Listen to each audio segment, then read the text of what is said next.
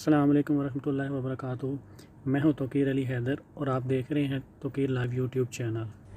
तो चलें अपनी वीडियो की तरफ चलते हैं।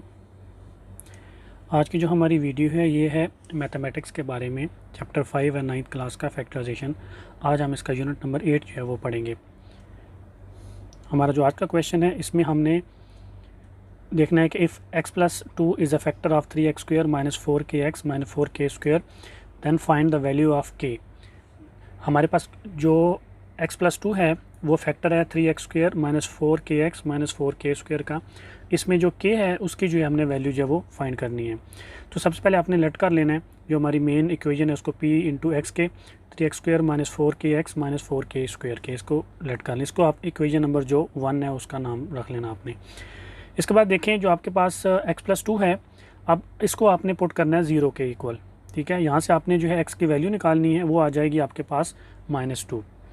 -2 जो है ये आपने इक्वेशन नंबर 1 के अंदर पुट कर देना है। आपने ये ऐसे ही स्टेप जो है सिमिलरली जो है आपने फॉलो करते जाने हैं। जब भी ये वाला क्वेश्चन आएगा, जहाँ जहाँ पे आपको x नज़र आ रहा है वहाँ पे आपने क्या करना है, -2 जो है वो पुट कर देना है इक्वेशन नंबर 1 के अंदर। तो क्या बन जाएगी equation number 1, p into -2 is equal to 3 into -2 का square minus 4k into -2 minus 4k square.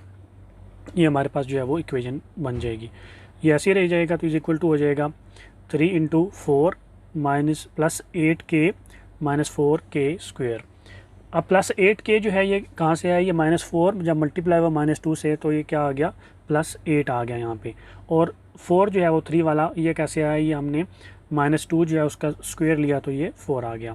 अभी इसको थोड़ा मज़ीद सिंप्लीफाई कर लूँगा तो हो जाएगा 12 plus 8k minus 4k square.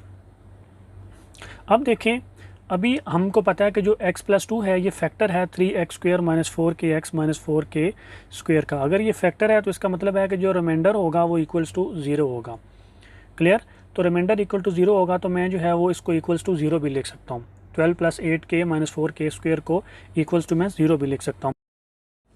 तो अब मेरे पास ये इक्वेशन है, ये बन जाएगी 12 plus 8k minus 4k square is equal to 4k square minus 8k minus 12 is equal to 0। ये मैंने ऐसे क्यों लिखा है, ये देखें, ये हमारी जो मेन इक्वेशन थी ना 12 plus 8k minus 4k square, ये वाली, इसको मैं क्या किया, मैंने जस्ट दूसरी तरफ लेके गया 0 वाली साइड पे। या आप ऐसे कह लें कि इसका जो -1 है वो मैंने क्या किया, कॉमन लेके तो 0 के साथ जो है वो मल्टीप्लाई किया, उसकी तरफ फ़र्क नहीं पड़ा। इसलिए ये जो 4k स्क्वायर मैंने क्यों लिखा, मैंने सीक्वेंस में लिखा, क्वाड्रेटिक इक्वेशन बना दी ना। जो स्क्वायर है वो पहले लिखते हैं, फिर 1 वाली पावर आती है और फिर वो जो 0 वाली पावर, फिर मैंने k स्क्वायर लिख दिया, -8k माइनस 12 लिख दिया। क्लियर? अभी ये मेरे पास जो है वो इसमें जो है वो 4 जो है वो कॉमन आ रहा है, तो 4 मैं कॉमन ले लूँगा तो अंदर आ जाएगा k square minus 2k minus 3 equals to 0।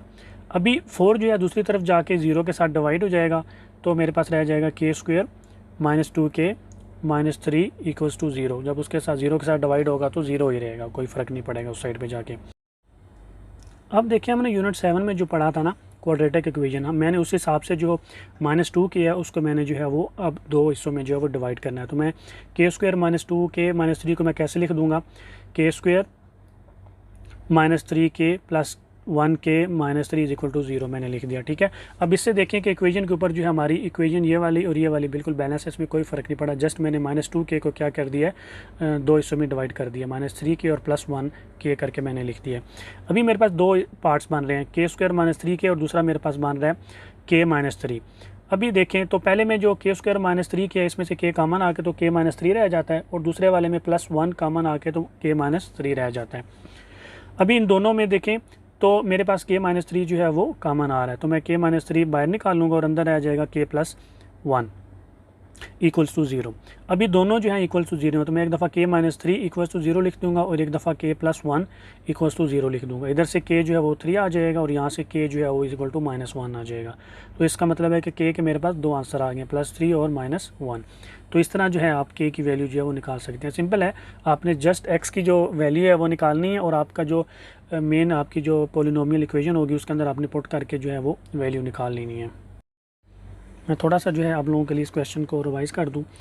ये देखिए आपके पास x+2 is a factor of 3x² minus 4kx minus 4k²। ये उसने पोलिनोमियल इक्वेशन दे दिया हमको और कह रहा है कि x+2 जो है वो फैक्टर है इसका। तो इसमें जो k आपको नज़र आ रहा है, कांस्टेंट नज़र आ रहा है, इसकी हमने वैल्यू निकालनी है। तो सबसे पहले हम इस पोलिनोमियल को p × x के इक्वल लेट कर लेंगे और इसको इक्वेशन नंबर 1 दे देंगे। अब ये जो x+2 है ये क्या करेंगे, इसको इक्वल्स टू 0 पुट करेंगे, यहाँ से x की वैल्यू निकालेंगे। ये x की वैल्यू हम क्या करेंगे, इस वाली इक्वेशन नंबर 1 में पुट करेंगे। यहाँ से इसको सॉल्व करते जाएंगे, ये इक्वेशन हमारे पास इस तरह की बन जाएगी, इज इक्वल टू 0। अब इक्वल टू 0 क्यों लिखा, क्योंकि x+2 जो है वो फैक्टर है इस पोलिनोमियल का, इस इक्वेशन का। इसका फैक्टर है तो इसका मतलब है कि इसका रिमाइंडर जो होगा वो इक्वल्स टू 0 होगा, इसलिए हमने इसको इक्वल्स टू 0 लिखा।